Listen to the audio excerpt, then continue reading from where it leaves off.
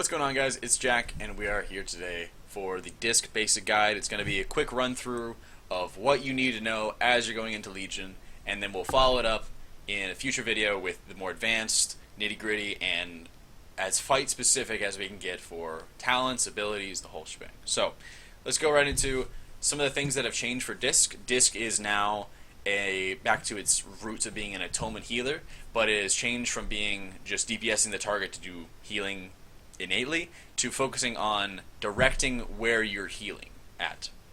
And you're doing this through the new Atonement. And Atonement is now a buff that you're applying to your target, either from Plea, Powered Shield, Shadowman, or Powered Radiance. Now, a couple of the new abilities. Plea is just a very, very simple, it's a small heal, and it puts Atonement on your target. It increases in mana cost based off of how many Atonements you have, so mana cost is increased by 100%.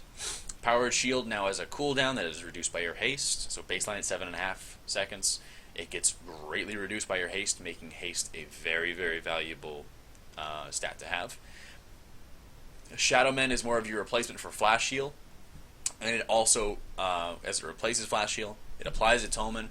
It has a debuff that will make them take a little bit more damage, but the damage will be nullified if they take damage from any other source. So for instance, if you are using Shadowman on a tank, and the tank is tanking damage, the damage that they will take from Shadowman is generally non-existent, and because of the fact that it applies Atonement, you're generally not going to have any kind of problems with the damage you're dealing to the target. It's not going to be a huge deal. You have your basic dispels, you have mass dispels still. You have Rapture, which is a new ability which removes the cooldown of Powered Shield, which is quite nice. Tank cooldowns in general have been nerfed and they've been increased cooldowns, so while it still has the same 40% damage reduction, the cooldown is much higher. Your Mastery has changed from being Absorb focused into Atonement focused. Again, all Absorbs in the game have pretty much been neutered or taken away, so Divine Aegis shields off of your crits no longer exist.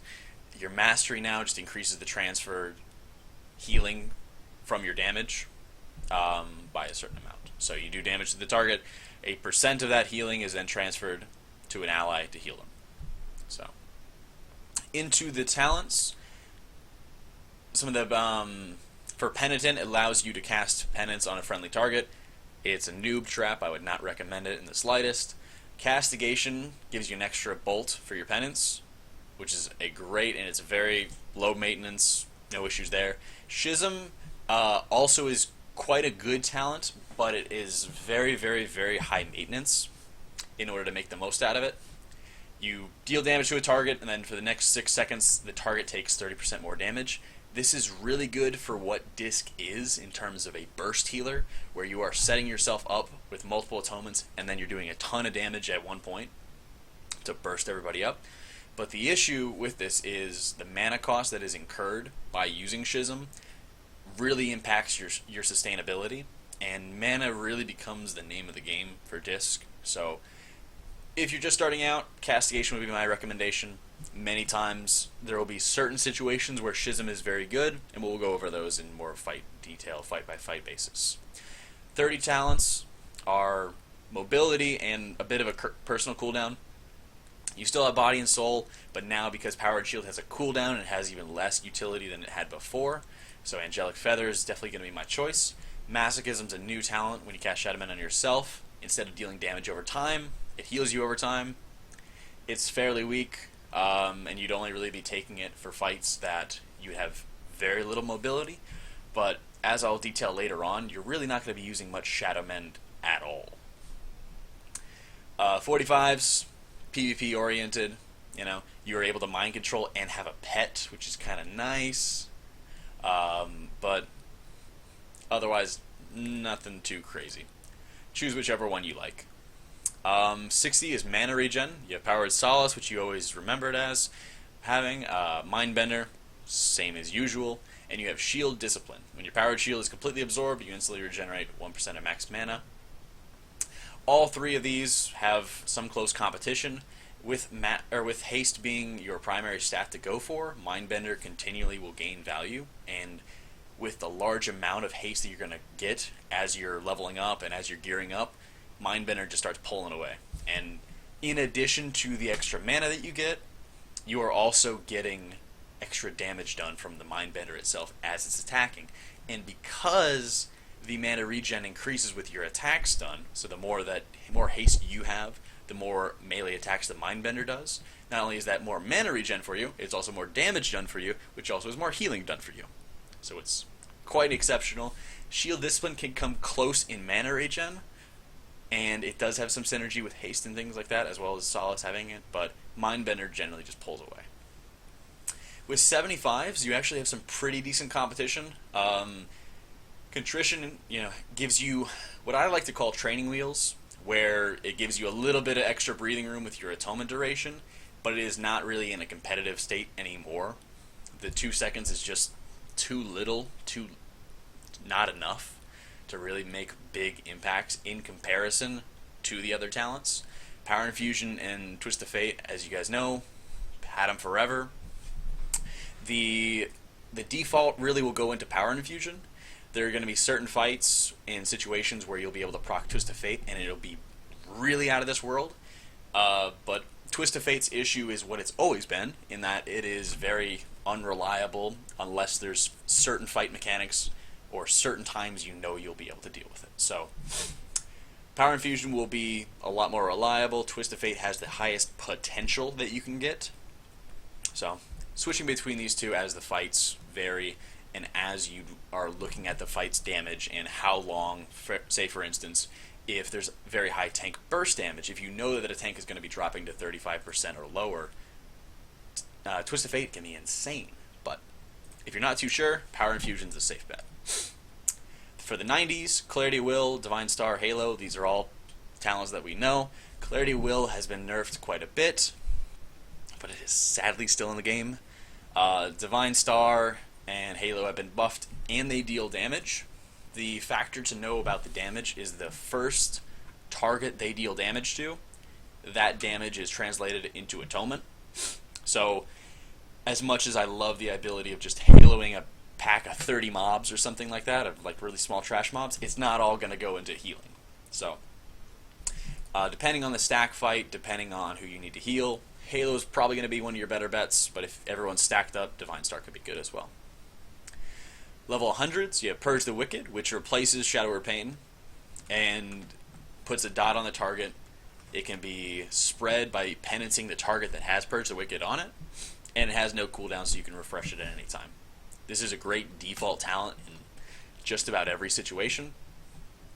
Grace is insane for 5-mans. It's super, super good in 5-mans, especially because Disc can kind of struggle in 5-man content, especially as you're first learning it. So Grace increases non-atonement healing and absorbs by 30% if the target already has atonement on them. So if you're going to powered shield a target that already has atone on them, if you're going to shadow man a target that already has atone on them, great talent for 5-mans. Shadow Covenant has been, I guess, widely debated in how good its effect is. So again, you will heal 5 allies for a huge amount, but then you leave a shell on them that absorbs the next X amount of their healing. So basically it's half of what you healed up. Half of that gets absorbed, or is put in absorb on. The problem is, at the moment with Warcraft logs, we're not able to fully interpret how well this is going to go, because it's really great if there's no damage in the next 6 seconds, and rolling hots or the debuff is just going to fall off, and it's, oh, that's great. But in other situations, it's not that good at all, and it just looks nice because you're healing for a bunch, and then you're putting up these shells that you will then heal more of, and it's kind of scummy in that aspect. So generally speaking, most people are not going to be taking this talent, and I would not recommend taking this talent, especially because of the fact that it replaces Powered Radiance. And Powered Radiance is such an effective spell, and it's such a great spell. It's the other spell that applies Atonement, and it heals a friendly target and the 2 nearest allies for a decent amount, pretty small amount, and applies Atonement to them. Now, while this is a hefty cost, it's your AoE Atonement spreader. The time where you'll be casting this, or want to be casting this, is very short fights, fights that have any kind of mana regen mechanics so that you'll be able to dump your mana really quickly and then you'll be able to regen a lot. Or when you have 6 or more atonements out at a time, the cost of plea is equal to the cost of Powered Radiance, or it's very, very close. So you're better off casting Powered Radiance at 6 or more atonements. That about wraps it up for the talents and things like that. This is generally a recommended build that you can go for. Again, there's some competition here with Schism. There's some competition with Grace, especially in 5-mans. Grace would be the preferred talent. You can take Clarity of Will in 5-mans if you're really concerned. They synergize pretty well, Grace and Clarity of Will, if need be. Halo can kind of be pretty bad in 5-mans for pulling a lot of trash you don't want to. But now, let's go into the artifact and the nice fancy artifact calculator that we have.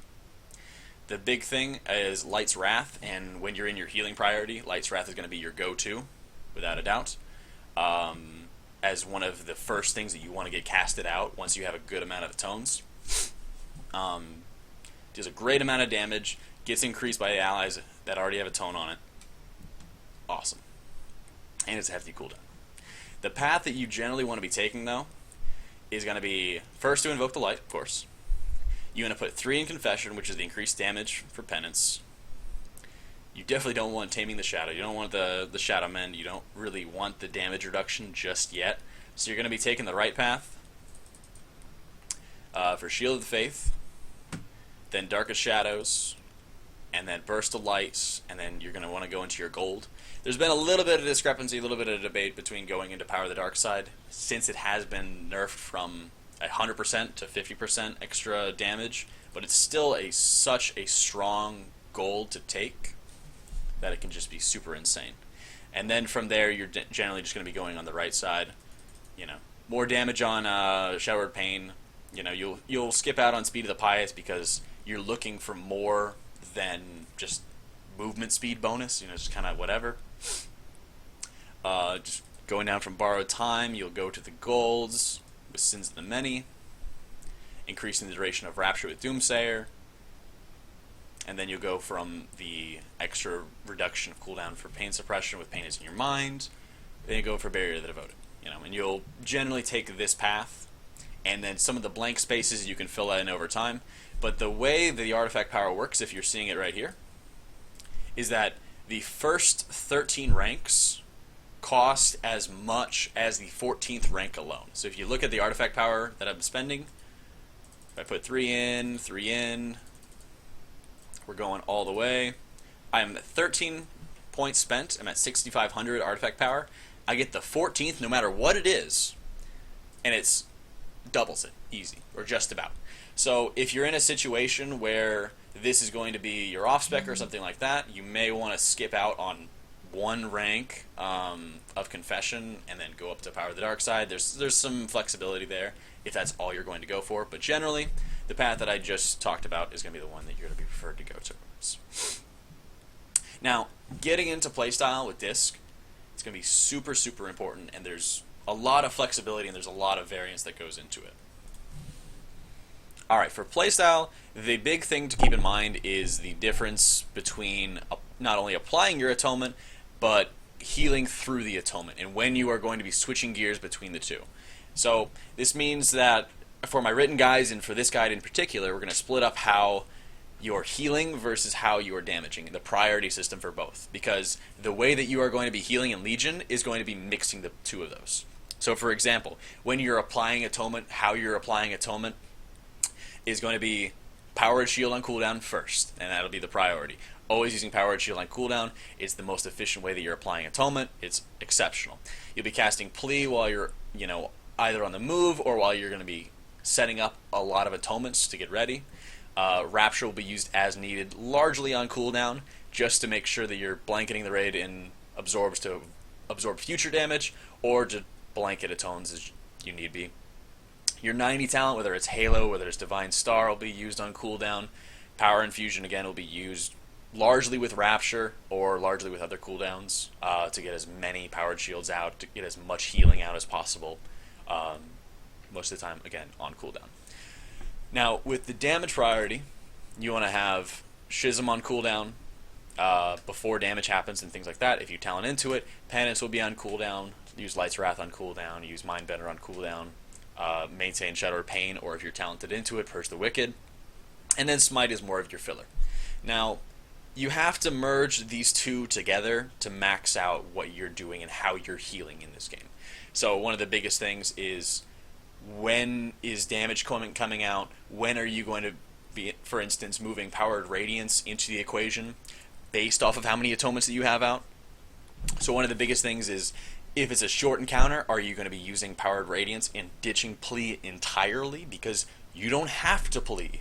Because it's such a short fight, and one of the things is you want to stay away from is using Shadow Mend as often as possible, because while Shadow Mend is a good spell in and of itself, the biggest problem with Shadow Mend is that it doesn't do any damage, and it's a cast time, and it's kind of a pain. As opposed to using something along the lines of Powered Radiance, and you're able to apply 3 atonements and spend so much more time DPSing as a result, and you'll be able to cover so many more targets with atonement and start damaging through it as a result. So balancing these things out and keeping in mind the damage that's going out on the raid is super, super important for Disc. And the damage patterns and memorizing the damage patterns for when you will be damaging, when you should be damaging, when you should be applying atonement is exceptionally important. I think one of the biggest traps that Disc Priests can get into today is they just start casting Smite as filler and are not really casting anything else. They get lost in it, damage comes out, and they're not prepared at all. So trying not to get stuck in that rut, or if you find yourself casting Smite, say, when's the next damage happening? Should I be just spamming Smite with 1 or 2 atonements out at a time?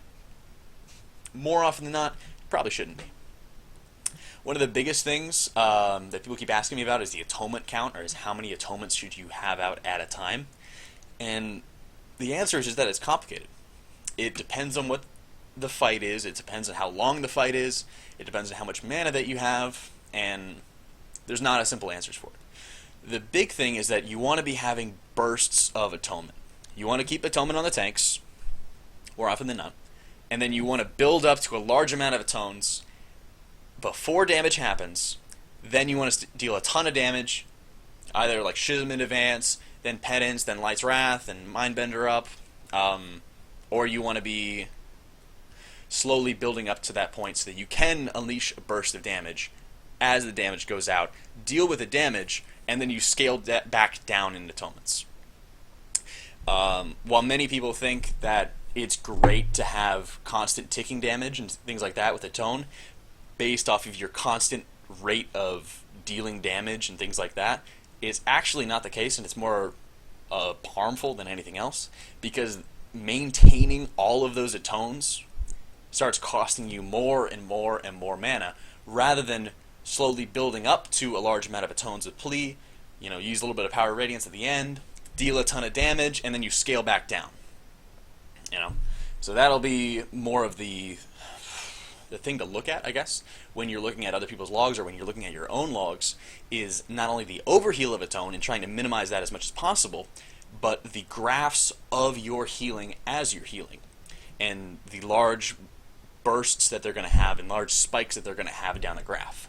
And now when I mean burst healing, again, there's another common misconception. I don't mean emergency healing. I don't mean, oh my gosh, push one button, top somebody off. That's not burst healing. That's cooldown use, that's playing Holy Priest or something along those lines. What I mean by burst healing is preparing for the damage in advance, and when it happens, you have enough resources available to do a ton of damage and result in a ton of healing in an instant.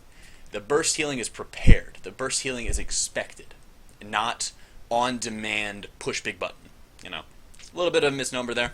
And generally, the biggest thing with Disc is not giving up and planning yourself in advance. It's been more important than ever to plan in advance. You have very little to no overheal protection. Disc is going to be viable. Disc is going to be playable. You can actually play this spec, regardless of what the hell other people are saying to you. You need to learn to balance applying atonement, dealing damage, and conserving your mana. These are big key things to do, and I'm going to be focusing on it really, really hard in the advanced guide. Check out the written guides in the description. Check out my website, also in the description, if you'd like to submit any logs for me to look at. Free of charge, no worries about that. And enjoy, guys. Thank you so much for watching. Catch y'all next time.